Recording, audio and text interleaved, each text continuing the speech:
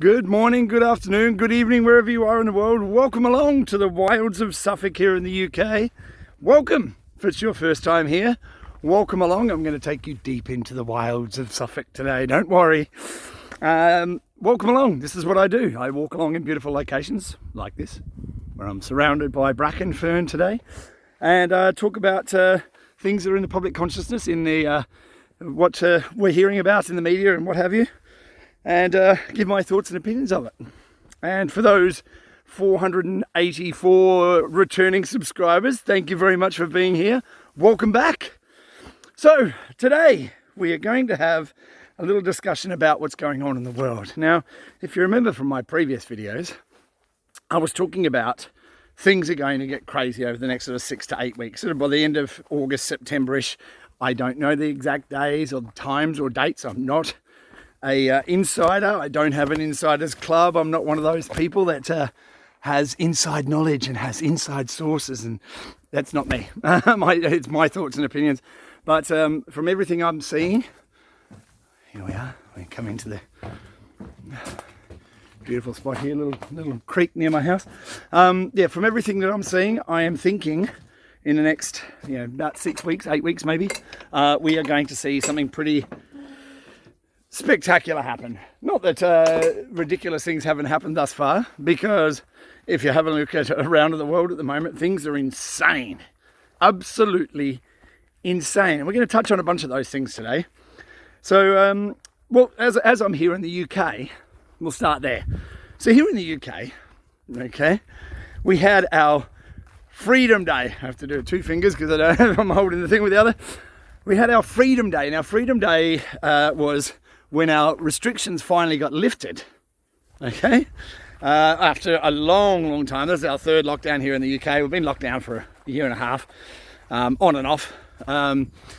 Ridiculous, obviously. Now, right at the beginning of this whole thing, I was talking about vaccine passports, and everyone was saying, oh, you're a conspiracy theorist. Well, yeah, if that's the worst you got, bring it on.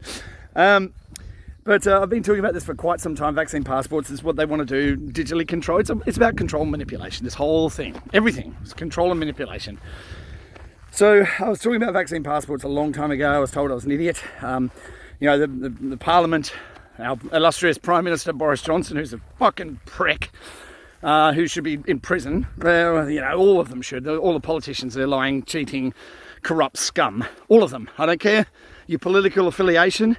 Labour, Conservative, wherever, if you're here in the UK, Greens, if you're in America, Conservatives or the Democrats, they're all scum. All of them. They're corrupt scumbags. And the system does that. The system corrupts people because that's what it's designed to do. Who designed it? The very people who are trying to control us now. So, on our Freedom Day, as they called it, Freedom Day, when we're allowed, we got our rights back. I mean, I'll let you in on another little secret, just in case you didn't know. The government doesn't give you your rights. Rights are God-given. Right now, I'm aware that some people are going to take offence to that word God, because there's a negative association with organised religion and what happens in those religions. The control mechanism, and obviously paedophilia.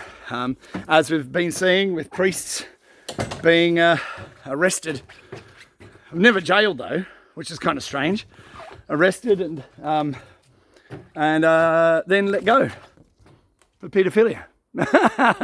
It's bizarre. So I understand people's negative connotation to the word God. I might just take these off while I'm in here. But our rights are not government given, they're God given. And whatever way you want to express that, God is universal consciousness, whatever words you like to use that. If you don't like the word God, fine. So our rights aren't given to us by government. They're not granted by government. They don't give us back our rights. We had them all along. And we have to recognise that as people, you and me. We have to recognise that our rights are our own. And if we don't exercise them, they'll be taken away. This is what governments do. They want to control you. So on our Freedom Day, our illustrious Prime Minister here in this country and many others have turned around and said that as of September of this year, if you want to go to a venue like a nightclub or a concert or something like that, you'll need a vaccine passport. Now, following on from the vaccine passport, let's head just over the water to France. Over to the beautiful country of France. I used to live there for 2 years. It's a wonderful, wonderful place. The people are awesome. I love France. I mean, it's one of the most beautiful places in the world. I lived up in the mountains. It's incredible. Don't ask me to speak French. I can't speak the language. I'm terrible. But I can get my face slapped in France pretty easily with my language skills. So if that's a bonus, I'm not sure. But yeah. So in France, the President of France, Emmanuel Macron. Now, I feel a bit sorry for Emmanuel Macron, and I'll explain why. Emmanuel Macron is married to his high school teacher. Okay? Now, I don't know whether you know this or not, but I'm going to tell you anyway. So, Emmanuel Macron started a sexual relationship with his teacher in high school. So, Emmanuel Macron's wife is a paedophile. Okay? Now, where was he before he got into the job of the presidency? Where was he before? What job did he do before? Rothschild banking? No, surely not. Okay, so he's married to a paedophile, okay, who started a relationship with him when he was in high school. Now, if a male teacher was to do that with a female student, he'd be in prison. Rightly so. I agree, rightly so. But here we are, and one of the most powerful men in France is married to a paedophile that started a relationship with him in high school. But that's off the point. It's off the point. Now, he proposed, this is the president of the country in France, he proposed that people couldn't live their lives. They couldn't go about their day. They couldn't go shopping. They can't go and live their lives the way that they want to without a vaccine passport in France. Much like what's happening in Israel, but we'll get back to Israel after. So he introduced this and said, people of France, you have to have a vaccine passport in order to do anything. So what did the French people do? What the French people do best, they went into the streets in vast numbers. Millions of people came out to protest against this ridiculousness that is the vaccine passport rollout. Millions of people came out into the street. So Emmanuel Macron had to back down and say, okay, we won't do that. That should be a lesson to us all. It should be, but unfortunately it's not. Because, well, I will explain it in a way that anybody who's spent any time on this channel with me at all knows how much I love The Matrix. It changed my life the first time I watched it. It is the best movie. Well, it's not really a movie. It's a documentary, but you know, it's the best movie ever made. And if you don't think so, then you don't get it. You don't understand it. Now, in The Matrix, you have a character called Neo, or Mr. Anderson. Neo is a person in the system who is fighting against the system, the machines. Fighting against the machine. Rage Against the Machine. Anybody heard of that band? Rage Against the Machine. What do you think the machine is? It's the system. So Neo was fighting against the system, the machine, whatever you want to call it. And everybody, and I mean everybody who saw that movie, cheered for that character to fight against the system. Okay? The underdog, rise up, fight the system, fight the power. So everybody, or the whole audience, I don't care who you are, everybody cheered for Neo to win, right? But if we relate that to our lives right now in this reality that we experience, this reality, I don't think it's reality, but if you're not sure what I mean by that, go back a few videos that I did. Are we living in a simulation? Go and have a look. I don't think this is real. None of it. But beside the point. Now, everybody cheered for that character, but now everybody's cheering for their own enslavement. People are cheering for the system. in this reality that we experience, people are actually cheering for the machine to control us. And it's easy to understand in a way. Well, it's Stockholm Syndrome. It's Stockholm Syndrome. Right? Stockholm Syndrome is where you have a person who's been kidnapped or something like that, and they've been held a prisoner, and they fall in love with their captor. Okay, Stockholm Syndrome. So, we're experiencing that. Don't believe me? No? Okay. So think about it like this, okay? With everything that's going on, people are making decisions based in fear because the media, the governments, everyone's telling us that what's happening right now is the most dangerous thing in history. And variants, we're all going to die. Of course it's a lie. It is. But people are so fearful, and so there's so much pressure on them to make decisions about how they're going to live their lives, whether they're going to have the thing stuck in their arm, whether they're going to have their children done, that they're making decisions that will enslave them. Now, there's a scene in The Matrix as well. Like I say, I love this movie. I quote it all the time. It is the best thing ever made. There's a scene in The Matrix where Morpheus and Neo, two of the main characters in a movie, are walking down the street, and there's a torrent of people walking towards them, bumping into them. It's like trying to walk against the flow of traffic, right? They're walking against the flow of traffic, and he's getting bumped and jostled all the way. And it's the agent training program. And as they're moving through this scene, Morpheus says to Neo, most of these people aren't ready to be unplugged. They're so inert, so hopelessly dependent on the system that they'll fight to protect it. Does that remind you about what's going on right now? Of course it does. People are so scared with all the systems and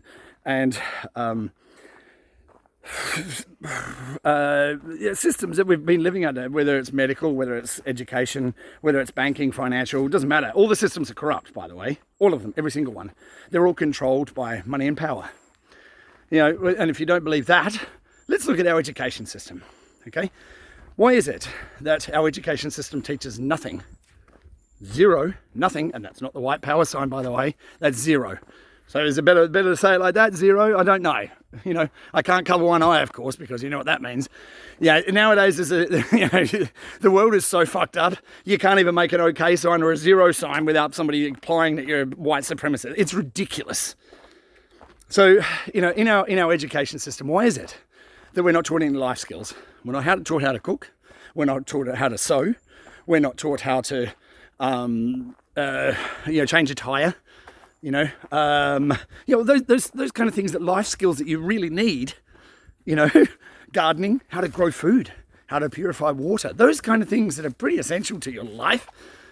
Everything else is fluff. Your job, all that kind of shit is fluff. But you don't learn any life skills in school. Why is that? Who controls what our children learn, what we learn? Who controls that? I'm not going to tell you who comes up with a curriculum, but go and have a look. And then they inject things into the education system like CRT, critical race theory, that teaches that one race is better than another. It's ridiculous.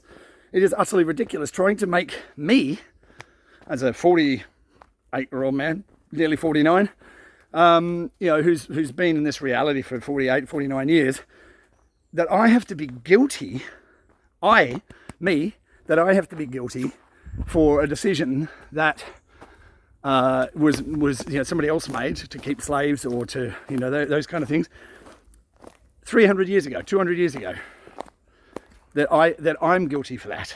It's ridiculous. Of course it is. I'm no more guilty for slavery than you are. I've never kept a slave.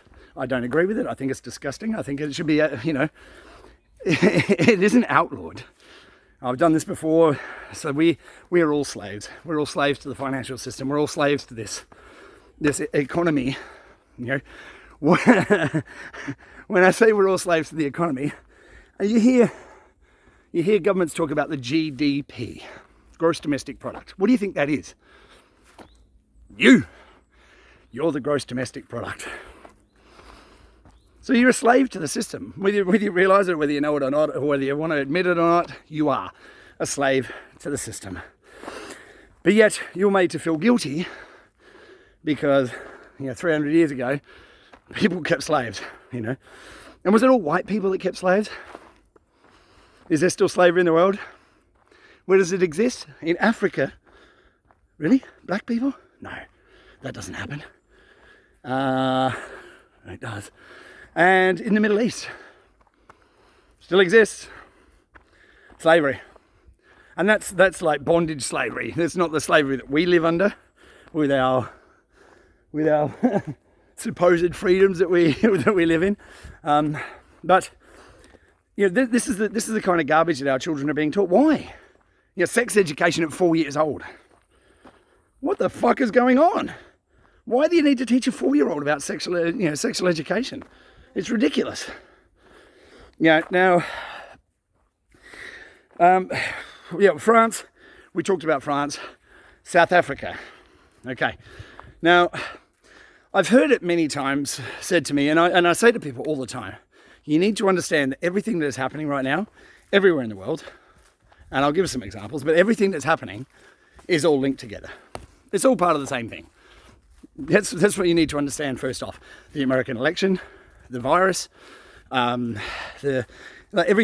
that's happening. What's happening in Greece, what's happening in South Africa, Israel, Australia, here in the UK. It's all linked together. And I'll give you the link. I'll try and tie it all together in one nice little bow so it's easier to consume. Now,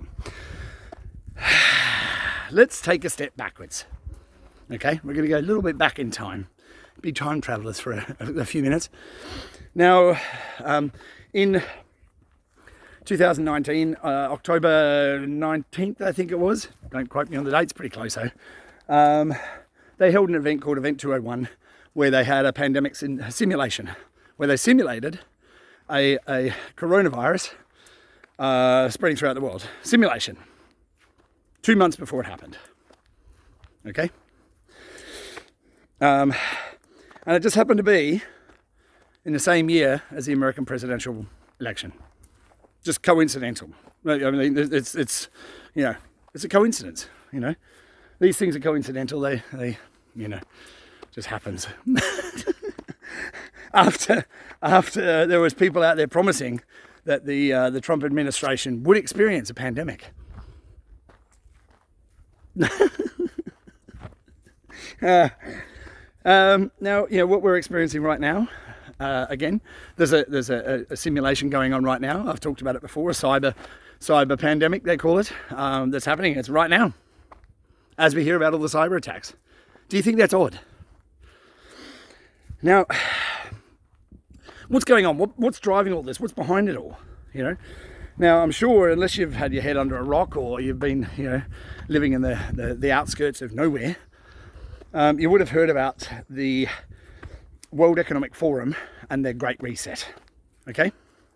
Now, the Great Reset is part of the fourth industrial revolution where robots and machines take over. Now, it's not hyperbole. It's not hyperbolic. It is what they're planning. Now, I could provide, I'm not the kind of, this isn't the channel where I do screenshots and I provide all that kind of information. I talk about things and I expect, well, I don't expect it. I leave it up to you to go and find out the information. It's out there. It is. It's easy to find. I'm no special researcher. I'm no one in the whole scheme of things. I'm just a guy. Right? I do my job. I go to my job where I can finally go back to work and earn some money to support my family. I'm just an ordinary guy who has an interest in information and wants to share it with people to help them. That's what this channel is. It's not about money. It's not about, it's got nothing to do with anything else. It's just purely me sharing information or my take on the information and then leaving it up to you to decide and go and look for the information yourself. So the Great Reset by the World Economic Forum, run by a guy called Klaus Schwab, who is a criminal at best. But I mean, I won't even go into that guy, but World Economic Forum, which is, if you will have heard of Davos. Davos is a place in Switzerland. and it's also the meeting place of where the World Economic Forum meets every year. Now, the World Economic Forum in Davos is the world's millionaires and billionaires get together and decide what direction the world's going to take. Basically, that's what it's all about. So the millionaires and billionaires decide how we're going to live based on what they want. Now, this might shock you if you have never come across this information before. The elite in our society want to reduce the world population down to 500 million people. Right? Now, the question is, who gets to decide who those 500 million people are? And how are they going to get rid of everybody else? It's convenient that we have a pandemic, don't you think? Where the percentage of people dying from the pandemic is 0.01%, but that's okay. So I'm just making my way through this thick bracken to walk through the forest. Now, these people at the World Economic Forum have an agenda. Now, you don't believe me? Go to their website, World Economic Forum, have a look. And it's linked into the United Nations, okay? It's linked into the United Nations and their Agenda 21 and Agenda 2030 plan. Have a read of those, and they sound wonderful. They really do. Sustainability and inclusiveness and blah, blah, blah, blah, blah. They're talking shit. When you really look into what they want and how they're going to achieve it, you wouldn't like it. But like I say, go and look for yourself, and then you have to decide for yourself what you think is good, what do you think is bad, and good, bad, and indifferent. But World Economic Forum want to bring on this thing called the Great Reset, which requires the world economy to collapse. Once it collapses, they can implement their new system where it is complete domination and control. Now, while we're speaking of domination and control, does anyone think it's an accident that the machines that are used to tabulate the votes in the United States, the company is called Dominion? Does anybody think that's a coincidence? Another coincidence. It's just coincidental. It doesn't mean anything.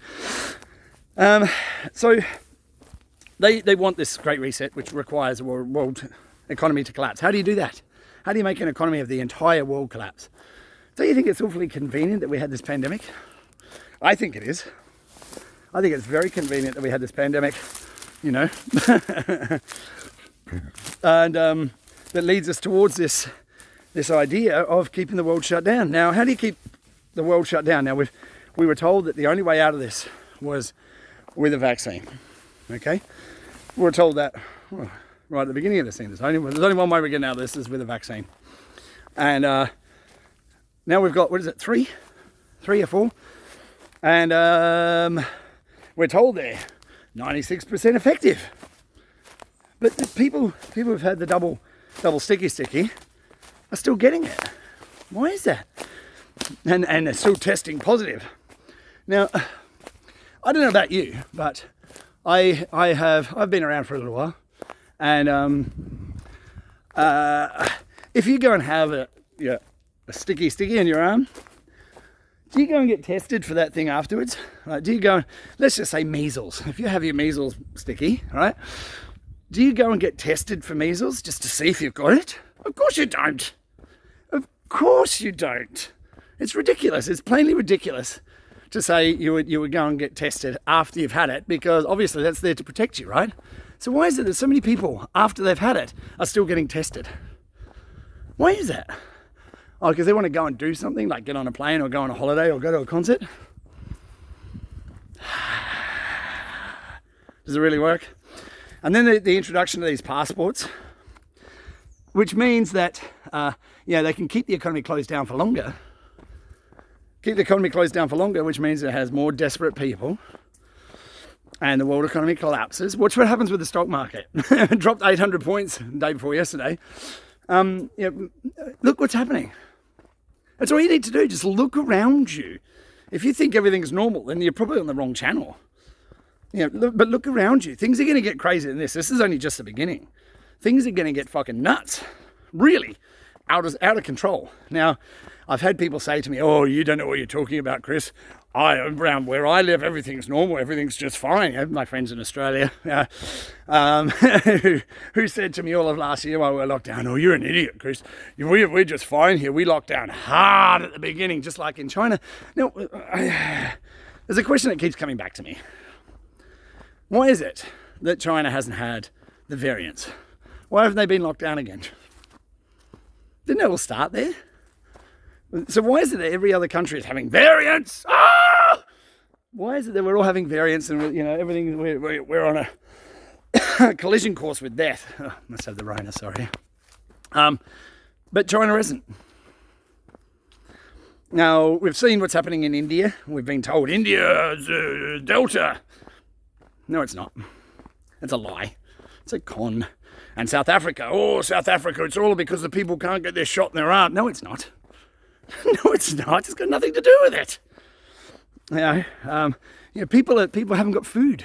Why haven't they got food? Because the supply chains have been shut down. Because the world got shut down, so the supply chains are shut down, so we have a lack. See, the economy works on production. Works on production of goods and services to the economy. Now, if you shut the whole world down, there's no goods and services. What do you think is going to happen? And we're not just talking about restaurants like in places where I work. We're talking about production of things that we consume, like food, like clothing, like electronics, yada, yada. It keeps on going. Production shuts down. Now, you can't run a society without production. Now, they want this whole shutdown to implement the new things like robotics and those kind of things. And we are surplus to requirements, you and me, people. Because everything can be automated now, nearly everything anyway. They're still going to need people to fix the machines, which is why they want to keep 500 million people on the planet, other than the wealthy themselves. Now, we're living in a class system. Anybody who doesn't agree with that, you obviously walk around with your eyes closed. You and I, we can't travel, we can't go anywhere, we can't do things, we can't meet with our loved ones, we can't do all these things that we can't do because our politicians tell us it's too dangerous. And the media, of course, and yet the politicians do exactly what they tell us we can't. Neil Ferguson, the guy who did the modelling for this Rona, had an extramarital affair. Well, definitely wasn't social distancing and definitely wasn't locked down. During the lockdown that he suggested we lock down. Matt Hancock, health minister here in the UK, also had an affair with an aide. During lockdown. No social distancing, no lockdown there. It's a class system. The world leaders flew into the UK here to have a meeting, the G7, where they all got together, had a barbecue, hugging and kissing and having a great old time. No social distancing, no lockdown. Remember, we only had our Freedom Day on Monday. Okay. Now, what's the point of all this? What's the point of all this? Everything is linked together. It's all for one thing, power and control. But we, like in France, you and me, we have the power to stand against the tyranny. And if you don't believe that this is tyranny, then you really need to sort of wash your face and wake up a little bit, because how much control, how many rights do you need to lose before you realize what's going on? So we have the power. The people in France showed us. Stand against this tyranny, get your rights back, live the way that you want to live, as long as it's not negatively impacting people. People will say to me, "Oh, but it is negatively impacting me. You're going to kill me with this thing." You've had your shot. Shut the fuck up. Move on. Let's go. Simple. Really is. It's that simple. So we have to stand against it. Stand up. We all have our own way of doing things. I make these videos and I talk to people in the street, and I don't comply. I don't wear a mask. I don't do any of that bullshit. We'll never have the shot, ever. Never in my life. Me, my family, never, ever, ever will I do it. You put a gun to my head, shoot me in the head, I don't care. I won't do it. Never. And I'll never ever wear a mask, and I'll never lock down again. You need to understand that. So we have to recognise what's going on and stand against it. For all the people that are still asleep, we have to fight for them, because they don't know. So it's up to us to share the information. And if you like what I'm doing, hit the like button. If you don't, then hit the dislike button. I don't care. But if you like what I'm doing and you think it's worthwhile and you think there's a message here that's going to help other people, then share it. share it to your social media, share it to wherever you think is going to help people. And we can all move forward together and fight against this tyranny and stand against it and just say, no more. That's all that all said. Get out into the world, do some good things, be good, do good. Be good to yourself is the most important. You have to look after yourself, because if you don't look after yourself, then you can't help other people. All right? Get out into the world, do some good, be good, and I'll look forward to seeing you real soon. Take care of yourself. Love you lots. Ciao for now.